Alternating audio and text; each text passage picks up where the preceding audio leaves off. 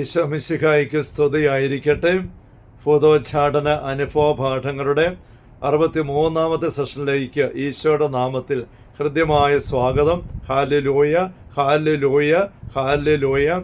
ഈശോയായിട്ട് സ്നേഹിക്കപ്പെട്ട സഹോദരരെ, 58-ാമത്തെ സെഷനിൽ പങ്കുവച്ച ഒരു ഭൂതോച്ചാടന അനുഭവം, ആ അനുഭവത്തെക്കുറിച്ചുള്ള പാഠങ്ങൾ നമ്മൾ ഏതാനും എണ്ണം കണ്ടുകൊണ്ടിരിക്കുകയാണല്ലോ. ആ ചെറിയ അനുഭവം ഓർമ്മിക്കുന്നുണ്ടാവും. ഒരു ബഹിഷ്കരണ ശുശ്രൂഷയിൽ ഒരു യുവതിയിൽ നിന്നും ഒരു പൈശാചിക അരൂപി ഇറങ്ങിപ്പോകുന്ന അവസരത്തിൽ അതിങ്ങനെ ദയനീയമായിട്ട് ഞങ്ങളെ നോക്കിക്കൊണ്ട് കരഞ്ഞുകൊണ്ട് പറയുകയാണ്, ഞാൻ തിരിച്ചു ചെല്ലുമ്പോൾ അവരെന്നെ എടുത്തിട്ട് അടിക്കും, ഞാൻ എന്നാ ചെയ്യും. 13 വർഷമായിട്ട് ആ ഒരു സഹോദരിയിൽ ആവസിച്ചുകൊണ്ട് അവളെ മരണത്തിലേക്ക് നയിക്കാൻ പ്രവാസം നോക്കിയിട്ട് വിജയിക്കാതെ ഇപ്പോൾ ആ സഹോദരിയും കൊണ്ട് മാതാപിതാക്കൾ പ്രാർത്ഥന തേടി ധ്യാനത്തിൽ വന്നു കഴിഞ്ഞപ്പം പ്രാർത്ഥനയിലൂടെ ഈ പൈശാചിക ഇറങ്ങിപ്പോകേണ്ട അവസ്ഥ വരികയാണ്. അപ്പോൾ ഈ ഒരു കമൻറ്റ്, ആ പൈശാചിക അരുവി പറയുന്നതിനെക്കുറിച്ച് നമ്മൾ പല വിചിന്തനങ്ങൾ കാണുകയുണ്ടായി.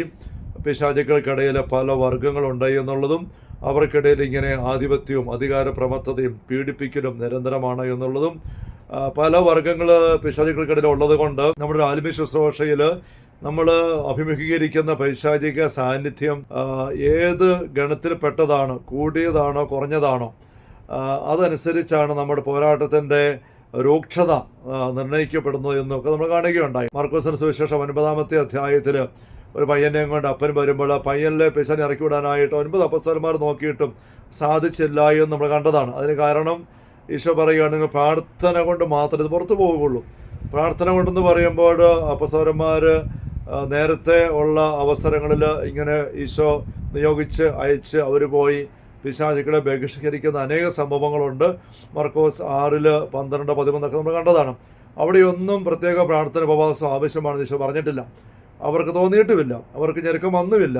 ഈശോ 2 പേരുടെ അയച്ച 72 ശിഷ്യന്മാർ പോലും ലൂക്ക 10-17 ഭാഗത്ത് നമ്മൾ കാണുന്നുണ്ട്. തിരിച്ചു വരുന്ന സന്തോഷത്തോടെയാണ് നിന്റെ നാമത്തിൽ പിശാചുക്കൾ കീഴ്പ്പെട്ടെന്ന് പറഞ്ഞുകൊണ്ട്.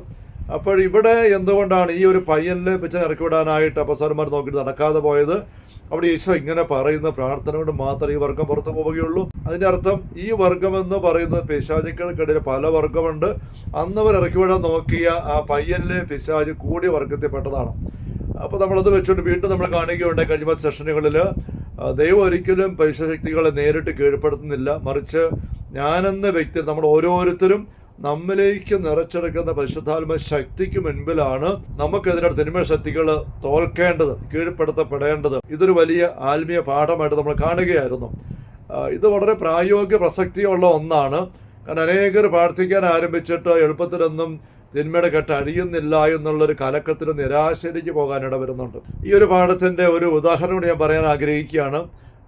തീയും വെള്ളവും കൂടെ കൂട്ടിമുട്ടിച്ചാൽ എന്ത് സംഭവിക്കും എന്ന് ചോദിച്ചാൽ എന്താ ഉത്തരം? നിങ്ങളുടെ ഉള്ളിലെ പെട്ടെന്ന് വരുന്ന ഉത്തരം എനിക്കറിയാം, തീ കെട്ടുപോകും. ഇതാണ് പെട്ടെന്ന് പറയാൻ തോന്നുന്നത്. യഥാർത്ഥത്തിൽ വാസ്തവം എന്താണ്? തീക്കകത്ത് വെള്ളം നിൽക്കുകയല്ല, വെള്ളത്തിനകത്ത് തീയും നിൽക്കുകയല്ല. ഇതൊരു യാഥാർത്ഥ്യമാണ്.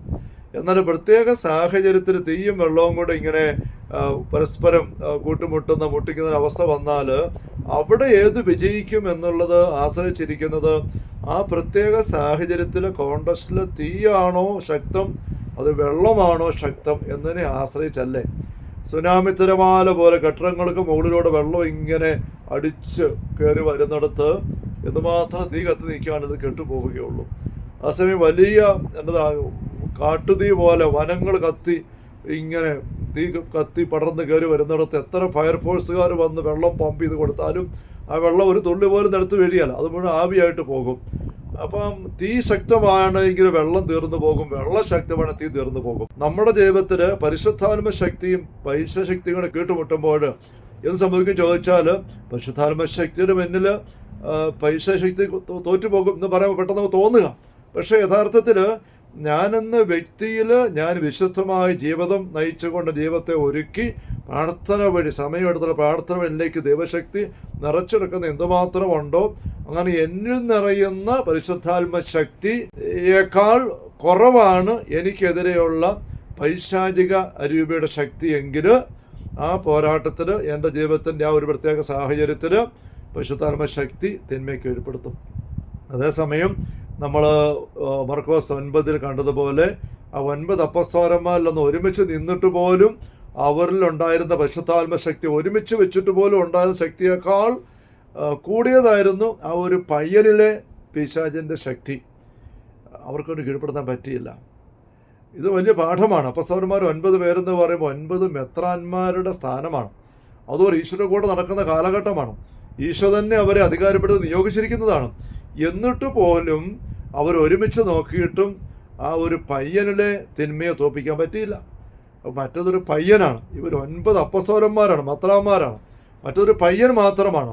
എന്നിട്ടും ബാഹ്യമായിട്ട് എങ്ങനെയാണ് കാര്യങ്ങൾ കാണപ്പെടുന്നുള്ളതല്ല, മറിച്ച് ആന്തരികമായ ആത്മീയ അവസ്ഥ എന്താണ് എന്നുള്ളതാണ് നമ്മളൊരു പ്രത്യേകമായ പോരാട്ടത്തിൽ വിജയിക്കുമോ ഇല്ലയോ, വിജയിക്കാൻ താമസം വരുമോ ഇല്ലയോ എന്നതിന് നിർണ്ണയിക്കുന്നത്. ഇപ്പോൾ നമ്മൾ കാണേണ്ട ഒരു കാര്യം, ഈ പ്രാർത്ഥന എന്ന് പറയുന്നത് ദൈവത്തോട് ചോദിച്ചൊരു അനുവാദം മേടിക്കലല്ല. മത്തായി 6:7-8 വാക്യങ്ങൾ പറയുന്നില്ലേ, മധ്യഭാഷണം വഴി തങ്ങൾ കേൾക്കപ്പെടുമെന്ന് വിജാതിർ കരുത്. നിങ്ങൾ അങ്ങനെ ആകരുത്. നിങ്ങൾ ചോദിക്കുന്നതിന് മുമ്പ് തന്നെ നിങ്ങളുടെ ആവശ്യം സ്വർഗ്ഗസ്ഥനായ പിതാവ് അറിയുന്നു. അപ്പോൾ നമ്മൾ പ്രാർത്ഥിക്കേണ്ടത് എന്തിനു വേണ്ടി പിന്നെ സമയമെടുത്ത് ചോദിക്കുന്നതിന് മുമ്പ് തന്നെ നമ്മുടെ ആവശ്യം പിതാവ് അറിയുന്നുണ്ടെങ്കിൽ നമ്മൾ എന്തിനാണ് പ്രാർത്ഥിക്കുന്നത്? പ്രാർത്ഥിക്കുന്നതിൻ്റെ ഉന്നം നമ്മിലേക്ക് സ്വർഗത്തിൻ്റെ ശക്തി വന്ന് നിറയുക എന്നുള്ളതാണ്. ലൂക്കാട് സുവിശേഷം 24-ാം അധ്യായത്തിൽ 49-ാം വചനത്തിൽ പിതാവിൻ്റെ വാഗ്ദാനം നിങ്ങളുടെ മേൽ അയക്കുന്നു എന്ന് പറയുന്ന ഈശോവിനെ പറയുകയാണ്, ഉന്നതത്തിൽ നിന്ന് ശക്തി ധരിക്കുന്നവർ നഗരം വിട്ടു പോകരുത്. പിതാവിൻ്റെ വാഗ്ദാനം അയക്കുന്നുവെന്ന് പറഞ്ഞിട്ടും ശക്തി നിറയുന്നിടം വരെ, ആ പിതാവിൻ്റെ വാഗ്ദാനം പരിശുദ്ധാത്മാവാണ് ശക്തി, നിറയുന്നിടം വരെ നഗരം വിട്ടു പോകരുത് എന്ന് പറഞ്ഞു. ആ അധ്യായം നമ്മൾ തുറന്ന് വായിക്കുമ്പോൾ ഈശോ അവരെ മലയിൽ കൂട്ടിക്കൊണ്ടുപോയി സ്വർഗത്തിലേക്ക് ആരോഹണം ചെയ്തു. അപ്പസ്തോലന്മാർ സന്തോഷത്തിൽ തിരിച്ചു വന്നു. 52-53 വാക്യങ്ങൾ ലൂക്ക 24 അവർ ദേവാലയത്തിലെത്തി സദാസമയവും ദൈവത്തെ സ്തുതിച്ചുകൊണ്ട് പ്രാർത്ഥന ചെലവഴിക്കുകയാണ്. അപ്പം ശക്തി ധരിക്കുന്നവരെ നഗരം വിട്ടു പോകരുത് എന്നുള്ള ഗുരുവിൻ്റെ അനുശാസനം ഈ അപ്പസ്തോലന്മാർ മനസ്സിലാക്കിയത് ശക്തി ധരിക്കുന്നിടം വരെ, ശക്തി നിറയുന്നിടം വരെ പ്രാർത്ഥനയെ വ്യാപരിക്കണം എന്നാണ്. അങ്ങനെ പ്രാർത്ഥനയിൽ വ്യാപരിച്ചു. 1 ദിവസം 2 ദിവസം ശക്തി നിറഞ്ഞില്ല, 3 ദിവസം 4 ദിവസം ശക്തി നിറഞ്ഞില്ല, 5, 6, 7 ശക്തി നിറഞ്ഞില്ല, 8, 9 നിറഞ്ഞില്ല, 10 ദിവസം നിറഞ്ഞു. 9 ദിവസം നല്ല ഈശോ പറഞ്ഞത്, ശക്തി നിറയുന്നിടം വരെ. അപ്പോൾ നമ്മുടെ ജീവിതത്തിൽ എന്തുമാത്രം നമ്മൾ പ്രാർത്ഥിക്കണം, ശക്തി നിറയുന്നിടം വരെ. ലൂക്ക 22 ഈശോ ഗെത്സമനിയിൽ പ്രാർത്ഥിക്കാനായിട്ട് പോകുന്ന രംഗം, മരണത്തോളം, തീവ്ര ദുഃഖത്താൽ മരണത്തോളം എത്തി അസ്വസ്ഥതയ്ക്ക് അടിപ്പെടുന്ന പോലെയുള്ള ഞെരുക്കത്തിൽ ഈശോ ഗെത്സമനിയിലേക്ക് വന്നിട്ട് ഒരു കല്ലേറ് ദൂരെ മാറി സാഷ്ടാംഗം വീണ് പ്രാർത്ഥിക്കുന്നു, ചോര വീർത്ത് പ്രാർത്ഥിക്കുന്നു. നമുക്കറിയാം 3 പ്രാവശ്യം എണീറ്റ് അപ്പസ്തോലന്മാരെ കുറിച്ച് പ്രാർത്ഥന ചോദിച്ചോട് പ്രാർത്ഥിക്കുന്നു. അവസാനം ലൂക്ക 22:43 വായിക്കുകയാണ്, അപ്പോൾ അവനെ ശക്തിപ്പെടുത്താൻ ഒരു ദൂതൻ പ്രത്യക്ഷപ്പെട്ടു. സ്വർഗത്തിൽ നിന്നൊരു മാലാഖ ഇറങ്ങി ഈശോ ശക്തിപ്പെടുത്തി.